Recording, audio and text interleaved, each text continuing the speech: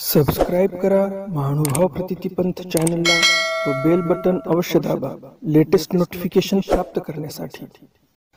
दंडवत प्रणाम। जय श्री कृष्ण।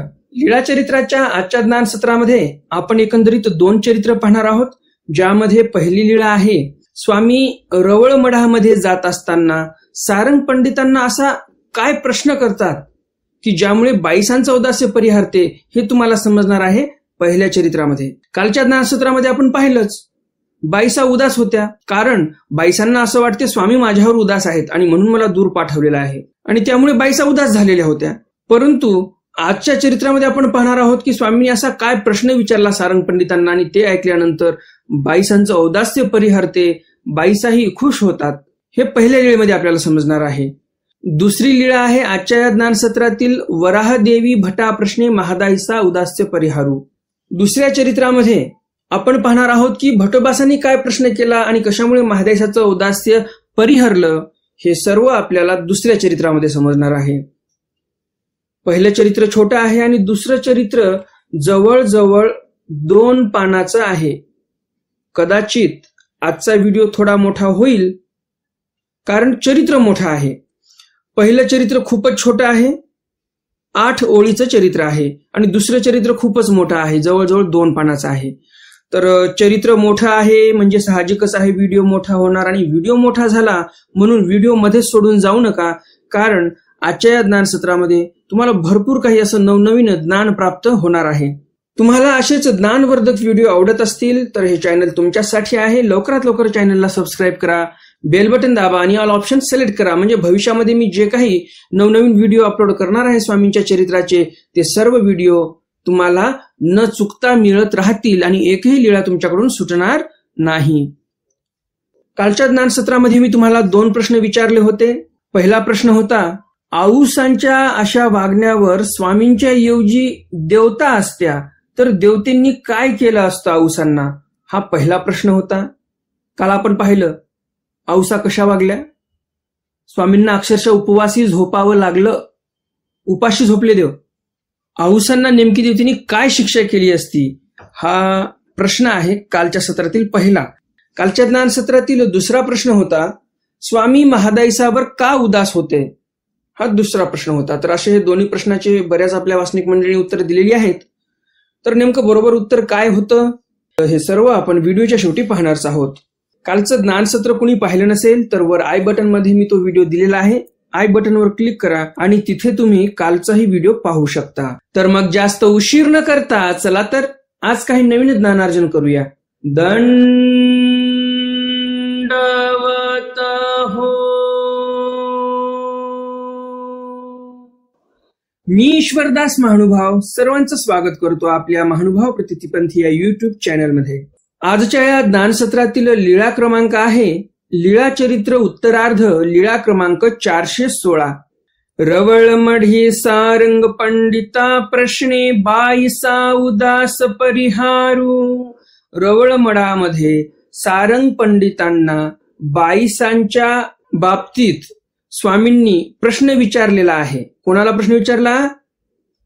स्वामींनी बाईसांच्या बाबतीत प्रश्न विचारलेला आहे सारंग पंडितांना, आणि असा प्रश्न विचारल्यानंतर बाईसांचं उदास्य परिहरते, असा नेमका होता तरी काय प्रश्न, स्वामी काय बोलले की बाईसा एकदम खुश होऊन गेल्या, ते समोर पाहूया।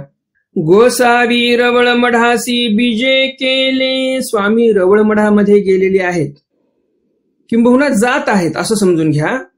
रवळ मढाकडे देव जात आहेत।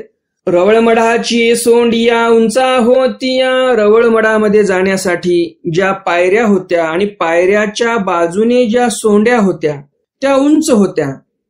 आता हे सोंड्या कशाला म्हणतात हे सांगायची काही आवश्यकता नाही असं मला तरी वाटते, तरी पण थोडक्यात सांगून देतो। सोंड म्हणजे आताच्या भाषेमध्ये सांगायला गेलं तर रेलिंग, ज्याप्रमाणे आपण पायऱ्यांच्या बाजूने रेलिंग करतो त्याप्रमाणे इथे रेलिंग केलेली आहे पायऱ्यांच्या बाजूला, परंतु नक्षीकाम असं केलेलं आहे की ते सोंडीच्या आकाराचं आहे। हत्तीची सोंड जशी लांब असते त्याप्रमाणे ते रेलिंग केलेली आहे डिझाईन मध्ये त्या, आणि म्हणून सोंड असं म्हणायचे। तर ते सोंड उंच होती, पायऱ्या उंच होत्या, कारण मड उंच होता। मड उंच असला म्हणजे पायऱ्या जास्त कराव्या लागतील आणि त्यामुळे ते उंच होणार। गोसावी बाईसासी हातू देऊनी उचलिले. मग स्वामींनी बाईसांना हात दिला आणि उचलल्यासारखं केलं थोडस. म्हणजेच स्वामींनी पायऱ्या चढण्यासाठी मदत केलेली आहे बाईसांना. कशामुळे? आपण काल पाहिलं, बाईसा अशक्त होत्या, अंगामध्ये काही त्राण नव्हतं आणि चालणं खूप कठीण जात होतं आणि म्हणून भटोबासांनी खाट दांडी केलेली आहे. पाहिलं की नाही आपण कालच्या चरित्रामध्ये? खाट दांडी केली होती भटोबासांनी, कारण अशक्त होत्या आणि दांडीमध्ये जसं नेतात तसं बाईसांना आणलेलं होतं अशक्त होत्या म्हणून. तर म्हणूनच स्वामींनी इथे हात दिलेला आहे बाईसांना, कारण बाईसा अशक्त झालेल्या आहेत आणि म्हणून हात देऊन थोडंसं असं उचलल्यासारखं केलं, म्हणजे स्वामींनी ताकद लावली त्यांना वर घेण्यासाठी. गोसावी सारंग पंडिता ते म्हणितले पांडिया जाणा पागा बाईसे ऐसी का रोडेली. स्वामी सारंग पंडितांना प्रश्न विचारतात. स्वामी म्हणतात, पांड्या, तुम्हाला माहिती आहे का बाईसा अशा का रोडेल्या झालेल्या आहेत, रोडक्या झालेल्या आहेत, एकदम पातळ झालेल्या आहेत, अशक्त झालेल्या आहेत? जे जी पंथू नव्हे वाटे मार्गी झडुवारा उष्ण वेळेचे अन्न उदक नाही. सारंग पंडित उत्तर देतात. सारंग पंडित म्हणतात, पंथू नव्हे म्हणजे रस्त्याने येत असताना व्यवस्थित व्यवस्था नव्हती त्यांची. रस्ताही व्यवस्थित नव्हता, व्यवस्था तर जाऊ द्या, खाणं पिणं तर सोडून द्या. पंथू नव्हे म्हणजे रस्ते पण व्यवस्थित नव्हते प्रवास करण्यासाठी. जसं आपण म्हणतो, काय हो, त्या गावाला जाण्यासाठी रस्ता फारच खराब आहे, रस्ताच नीट नाही. गाडीत चालला माणूस तरी गाडीत बसल्या बसल्या, कारमध्ये बसल्या बसल्या हा व्यक्ती प्रवास करणारा दमून जातो. आता आपण पाहतो तर बाईसा तर अशक्त होत्या पहिलंच, आणि म्हणून सारंग पंडितांना असं वाटते बरं का. हे सारंग पंडित उत्तर देत आहेत. सारंग पंडितांना जे वाटलं ते बोलत आहेत ते. सारंग पंडित म्हणतात, पंथू नव्हे, व्यवस्थित रस्ता नसेल. वाटे मार्गी झडू वारा, रस्त्याने जात असताना कुठे वारा आहे, कुठे पाऊस आहे. उष्ण वेळेचे अन्न उदक नाही, कुठे ऊन खूप आहे, उन्हामध्ये प्रवास करावा लागला. कुठे झड आहे, कुठे वारा आहे. अशा वातावरणामध्ये बाईसांनी प्रवास केलेला आहे. वेळेचे अन्न उदक नाही, वेळेवर अन्न नाही खाण्यासाठी, वेळेवर उदक नाही म्हणजे पाणी नाही पिण्यासाठी. आणि मग साहजिकच आहे, बाईसा ह्या रोडक्या होतीलच, बारीक होतीलच ना, असं सारंग पंडित उत्तर देतात. सर्वज्ञ म्हणितले, स्वामी म्हणतात, ऐसे नव्हे किंगा. स्वामी म्हणतात, असं नाही, तुम्ही बोललात ते चुकीचं बोललात, उत्तर चुकलं तुमचं. काय म्हणतात स्वामी? ऐसे नव्हे किंगा, तुम्ही जे म्हणालात ते बरोबर नाही. बाईसे येथी चेणी सन्निधाने विनरोडेली. बाईसा आमच्या सन्निधानापासून दूर होत्या, असन्निधानी होत्या, आणि म्हणून त्यांचं अन्न पाण्यामध्ये मन नव्हतं. कारण ईश्वराचा भक्त ईश्वराच्या असन्निधानी राहू शकत नाही. त्या भक्तासाठी असन्निधानी राहणे फार दुःखदायक आहे.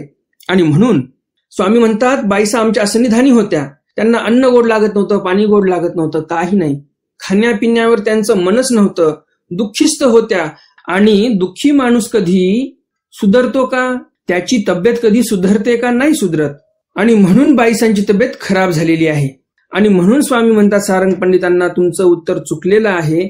बाईसा ह्या आमच्या असन्निधानी होत्या म्हणून रोडैल्या आहेत, रोडक्या झालेल्या आहेत, पातळ झालेल्या आहेत. हे तुले नि बाईसासी सुख झाले. आणि एवढ्याने बाईसांना खूप समाधान वाटलं, सुख झालेलं आहे की स्वामींनी माझी बाजू घेतली. आणि स्वामींना नेमकं कळालेलं आहे की बाईसांची प्रकृती एवढी बारीक का झालेली आहे. यावरी बाईसांचे उदास परिहरले. जे उदास बाईसांच्या मनामध्ये होतं, जे उदासीनता होती ती निघून गेली.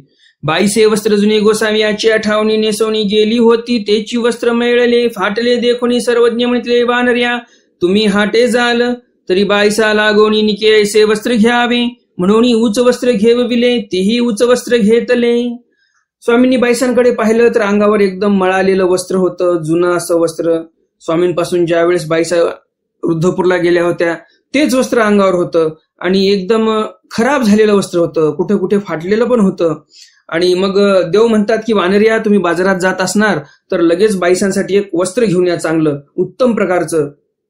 आणि मग भटोबासांनी उत्तम प्रकारचं वस्त्र बाईसांसाठी आणलेलं आहे. उच्च वस्त्र म्हणजे काय? उच्च कोटीचं, उच्च क्वालिटीचं, उत्तम प्रकारचं वस्त्र आणलेलं आहे. एकदम दर्जेदार वस्त्र आणलेलं आहे. उत्तरार्ध लीळा क्रमांक 417. वरहार देवी भटा प्रश्ने महादायसा उदास्य परिहारू. वरहार देवी भटा प्रश्ने, वरहार देवी इथे भटोबासांना प्रश्न केला आणि मग महादायसांचं उदास्य परिहारलेलं आहे. चरित्र थोडं मोठं आहे. यामध्ये बाईसा कोपतात बायांवर, या महादायसा आणि उमाईसावर, आणि मग पुढं काय वृत्तांत सांगतात महादायसा उमाईसा स्वामींना, हे सर्व आपण सविस्तर आज जाणून घेणार आहोत. एकुदी गोसावी सप्तमात्रा विहरणा बीजे केले. मग एके दिवशी स्वामी सप्तमात्रेकडे विहरणासाठी गेलेले होते. सप्तमात्रा म्हणजे ज्या मंदिरामध्ये 7 देवतेंच्या मूर्त्या प्रतिष्ठित केलेल्या आहेत, त्या ठिकाणाला, त्या मंदिराला सप्तमात्रा असं म्हणायचे. हे मंदिर पैठण येथे होतं. तिथे देव विहरणाला गेलेले आहेत. विहरणाचा अंती महादायसी विनविले. विहरणाच्या अंती म्हणजे शेवटी महादायसांनी विनंती केली, जी जी मज गोसावी कवने ठाई अवसरू देती. मला स्वामी कोण्या ठिकाणी अवसर देतील बरं? मग सर्वज्ञ म्हटले, बाई तुम्ही वरहा देवी जा, हे मागलाकडून येईल. स्वामी महादायसांना म्हणतात, तुम्ही वरहा देवी येथे जा, आम्ही मागलाकडून येतो. मग महादायसे उमाईसे वरहा देवी गेली. वरहा देवाच्या ठिकाणी महादायसा उमाईसा गेलेले आहेत स्वामींनी सांगितल्याप्रमाणे. तेथ सडा संमार्जन केले, रंगमाळिका भरली. मग गोसावी यांची वाट पाहत बैसली. तिथे या महादायसा आणि उमाईसा गेल्या, सडा टाकला, संमार्जन केलं म्हणजे सारून घेतलं, छानपैकी रांगोळी काढलेली आहे, आणि मग महादायसा आणि उमाईसा स्वामींची वाट पाहत बसलेले आहेत. तो गोसावी सप्तमात्राहुनी निघाले. सप्तमात्राहून स्वामी निघालेले आहेत. मार्गी येता ब्रह्मचारी देवाची गुंफे बिजे केले. रस्त्याने येत असताना देव म्हणजे सर्वज्ञ श्री चक्रधर स्वामी ब्रह्मचारी देवाच्या गुंफेमध्ये गेलेले आहेत. नावेक तेथ त्या अवसरू दिला. तिथे थोडा त्यांना अवसर दिला. तेथ गोसावियांसी नावेक काळू लागला. तिथे स्वामींना थोडा वेळ लागला त्या ब्रह्मचारी देवांच्या गुंफेमध्ये. एतुलेनी महादायसे उमाईसे दुःख करू लागली. एवढ्याने महादायसा आणि उमाईसा दुःख करायला लागल्या की स्वामींच्या आज्ञेचा आपण भंग केला. स्वामी म्हटले होते वाराणसीला जाऊ नको, आपण गेलोत आणि म्हणून देव आपल्यावर उदास झालेले आहेत. देव तर आपल्याला म्हटले की तुम्ही समोर जा, आम्ही येतोच मागे, परंतु देव येत नाहीत आपल्याकडे, म्हणजे देव आपल्यावर उदास झालेले आहेत, आपण खंतीच्या आहोत, असाच जणू काही ते दुःख करत आहेत. दोघी जणी गोसावी वरहा देवाच्या देवालया बीजे करिता ती.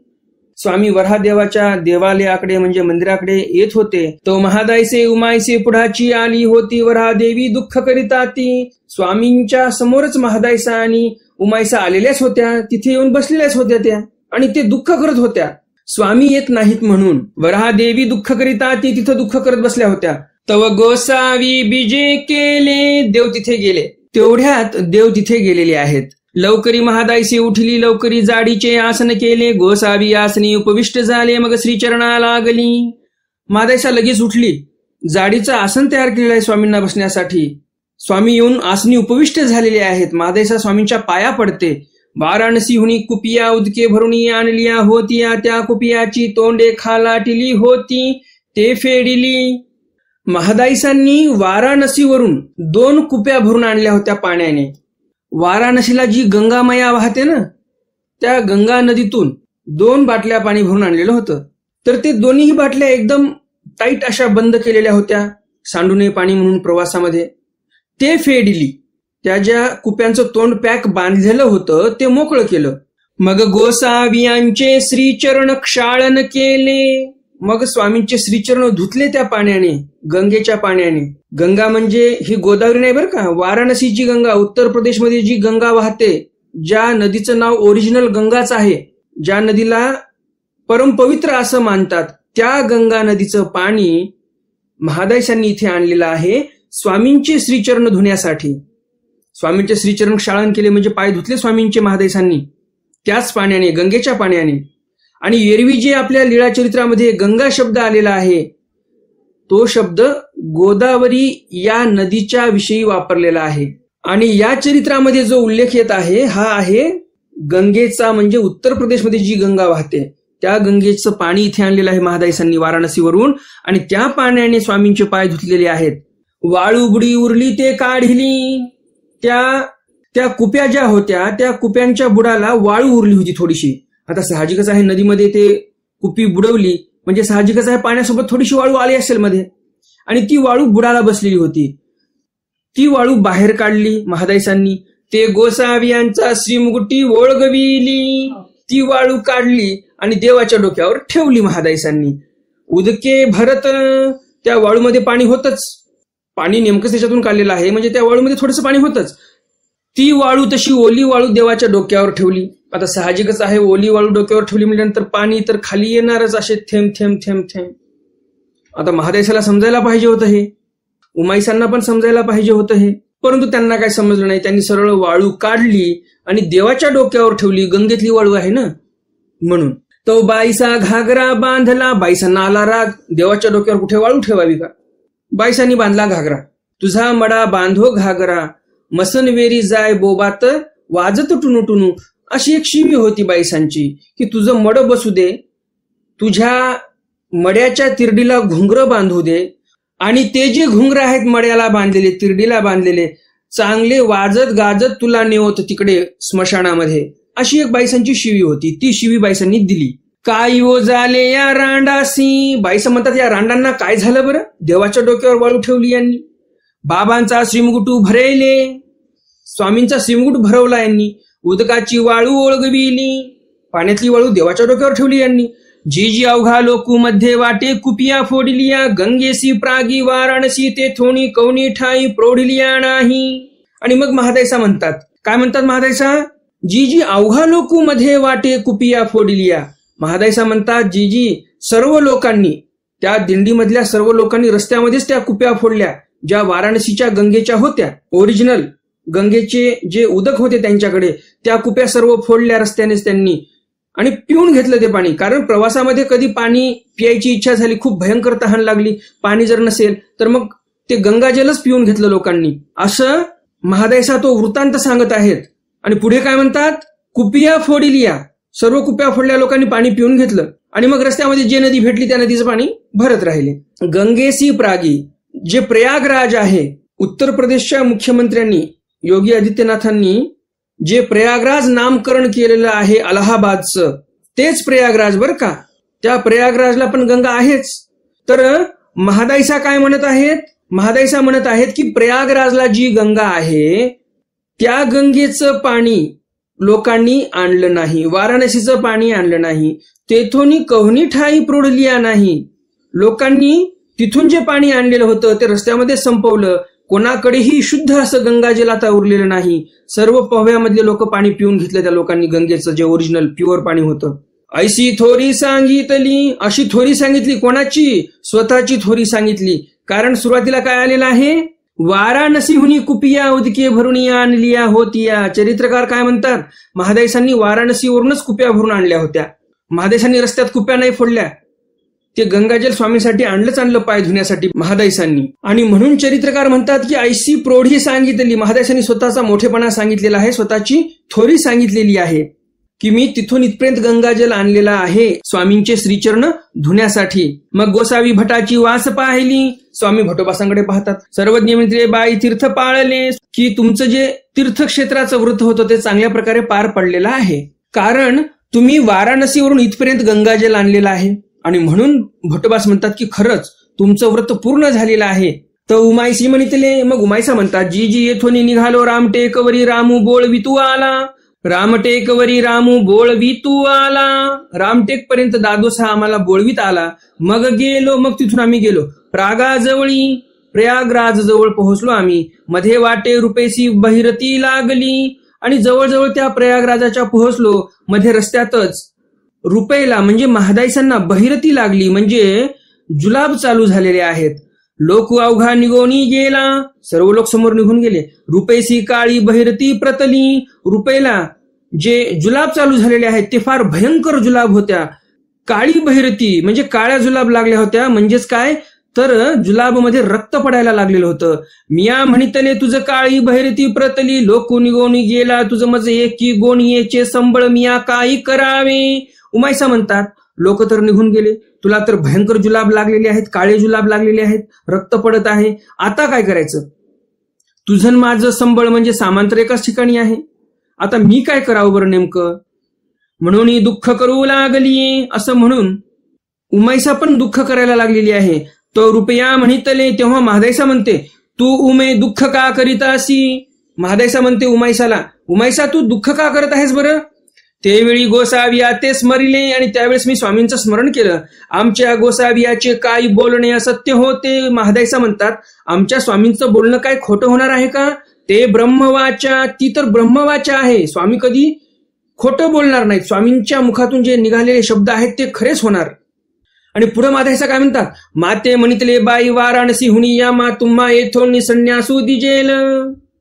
महादाईसा म्हणतात उमाईसांना, तू काळजी करू नको. स्वामी मला म्हटले होते की तुम्ही वाराणसीवरून या वापस, आम्ही तुम्हाला संन्यास देऊ. म्हणजेच काय तर 100% मी नीट होणार आहे. माझी तब्येत चांगली ठणठणीत होणार आहे. आपलं सर्व विधिक्रिया व्यवस्थित होणार आहेत आणि परत मी स्वामींजवळही जाणार आहे. कारण स्वामी बोललेले आहेत की परत गेल्यानंतर मला संन्यास मिळणार आहे. आणि स्वामींचे शब्द म्हणजे ब्रह्मवाचा आहे, ती कधी खोटी होणार नाही. ऐसा पुढारू गोसावी दीदला, तू दुःख नको करू. महादाईसा उमाईसाला म्हणतात, बाई तू दुःख नको करूस. स्वामींनी मला पुढार दिलेला आहे, म्हणजे मी मरणार नाही एवढी मला शाश्वती आहे. तू दुःख नको करू, तू दुःख करू नको, असं महादाईसा उमाईसांना म्हणतात. ह्या दोघी कोण होत्या, चुलत बहिणी होत्या. आंघोळी केली, मग आंघोळी केल्या. अवघे क्रिया अनुसंधान सांगितले, सर्व क्रिया अनुसंधान सांगितलं. उमाईशी म्हणतले जीजी रुपया मनकर्णिका देखिली. मग उमाईसा म्हणते आम्ही तिथे गेलो वाराणसीला, तिथे मनकर्णिका पाहिली आणि तिथे पाहिल्यानंतर तैसेची उभ्या घातले, धाड कर उभ्या उभीस महादाईसा खाली पडली. उदकासारिखे उदक, पाखाणासारिखे पाखाण, गावासारिखे गाव, झाडासारखी झाडे, माणसासारखी माणुसे, धाये मोकलून रडो लागली. महादाईसा मग रडायला लागली.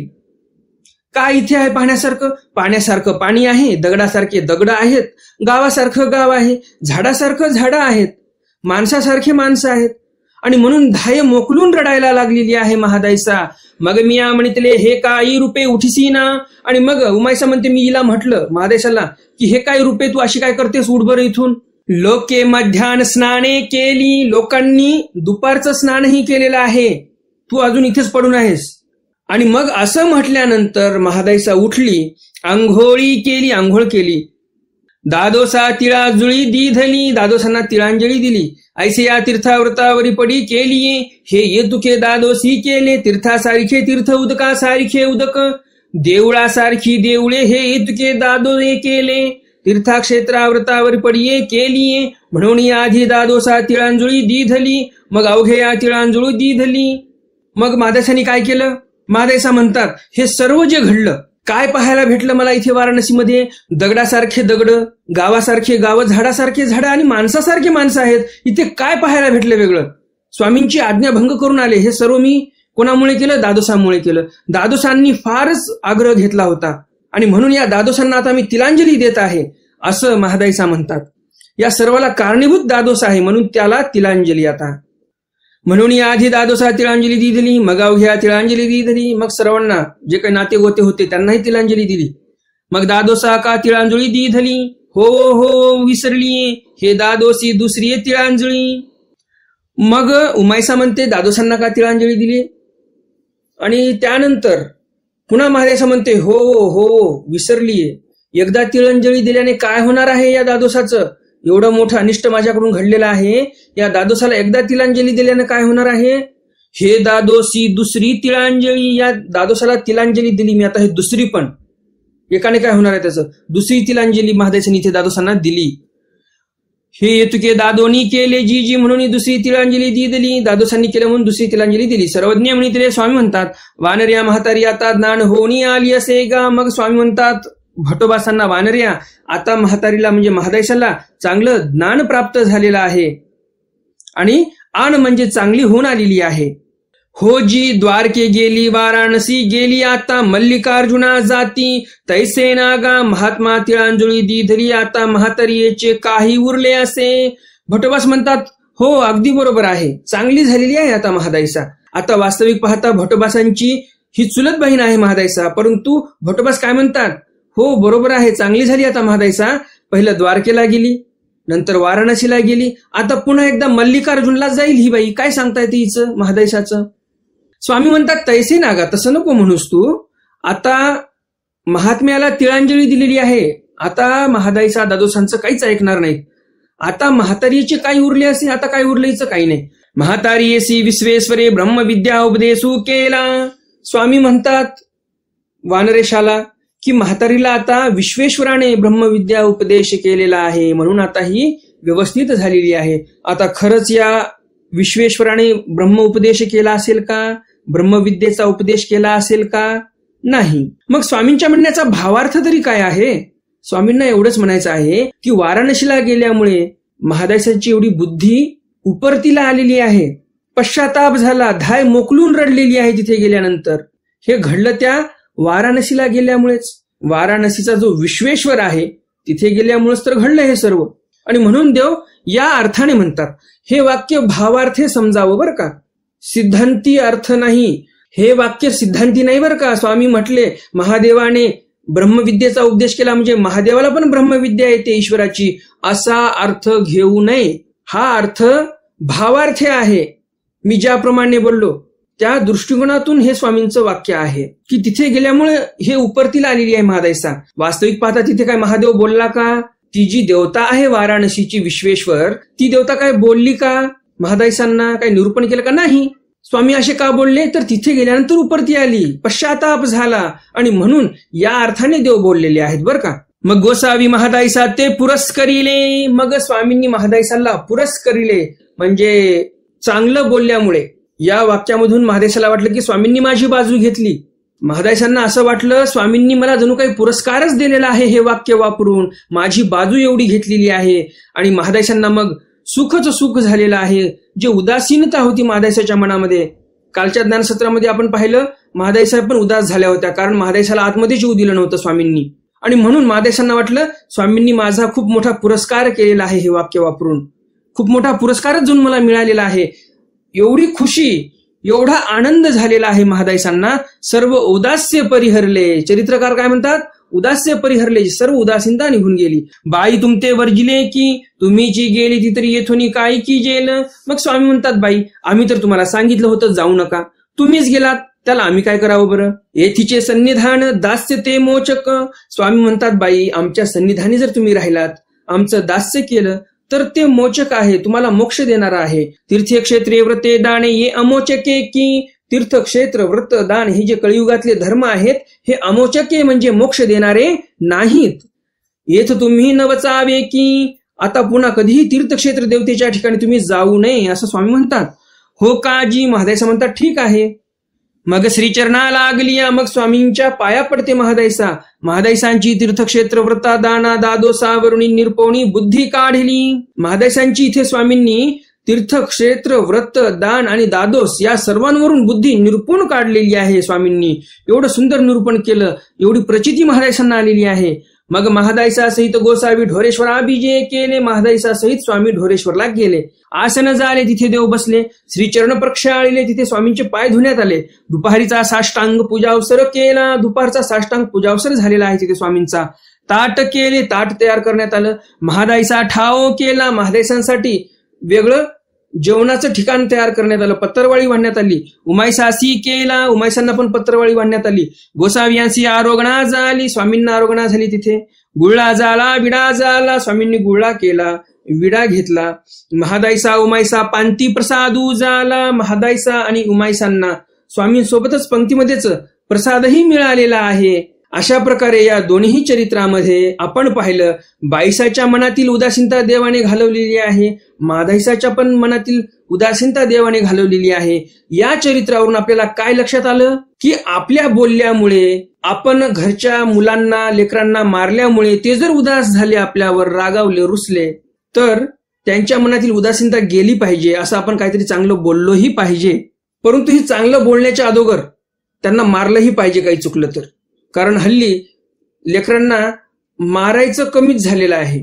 काही चूक करो त्याने लोक लाडच करतात. सध्याला जे काही पालक आहेत ते मुलांचा लाडच जास्त करतात. काही चुकलं तर त्याला थोडंसं दमदाटी करावी, त्याला थोडंसं समजून सांगावं, कधी रागवावं, कधी मारावं, कधी काही शिक्षा द्यावी, कधी उठबशा काढायला लावाव्यात, कधी 50-100 दंडवत घालायला लावावेत काही चुकलं तर. हे असं कोणी करतच नाही. स्वामींनी कसं महादेशांना आतमध्ये येऊ दिलं नाही, बाहेर उभं राहा, सरळ सांगितलं, आतमध्ये यायचं नाही. जी बाई वाराणसीला गेली तिने आमच्या समोर यायचं नाही. केवढा मोठा शब्द झाला महादाईसांना. किती उदास होऊन गेली होती महादाईसा कालच्या ज्ञानसत्रामध्ये आपण पाहिलं. आणि आजच्या चरित्रामध्ये पाहिलं, बाईसांना पण एकदम खुश करून टाकलं देवाने. बाईसा आनंदित झाल्या. आणि महादाईसांचं चरित्र पाहिलं आपण, महादाईसांना खुश करून टाकलेलं आहे स्वामींनी. महादाईसा पण आनंदित झालेले आहेत. जणू काही स्वामींनी पुरस्कार दिला का, एवढ्या आनंदित झालेले आहेत महादाईसा. तर हे लक्षात असू द्या. शिक्षाही करावी लागते आणि समजूतदारपणाने त्यांना व्यवस्थित पाठीवर हातही फिरवावा लागतो कौतुकाचा. तर हे सर्व आपल्याला करावं लागणार आहे.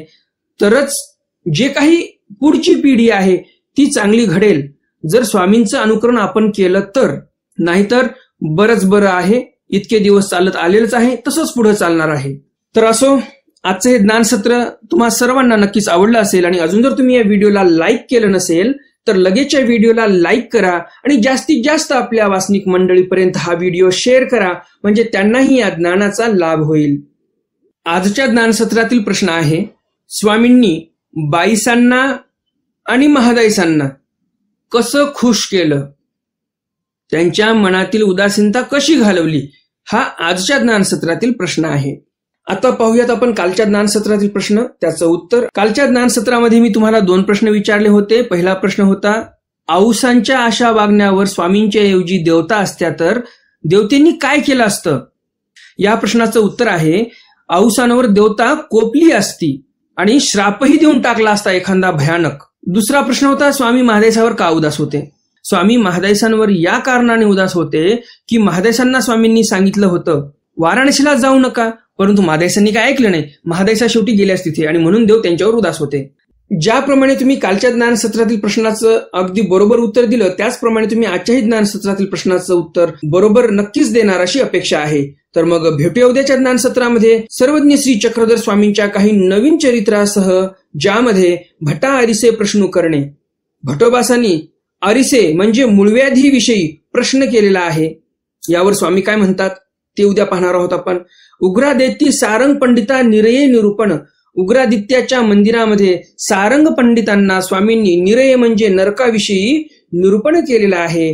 तथा हरळत्व निरूपण केलेलं आहे स्वामींनी. तर असे 2-3 चरित्र आपण उद्याच्या ज्ञानसत्रामध्ये पण पाहणार आहोत.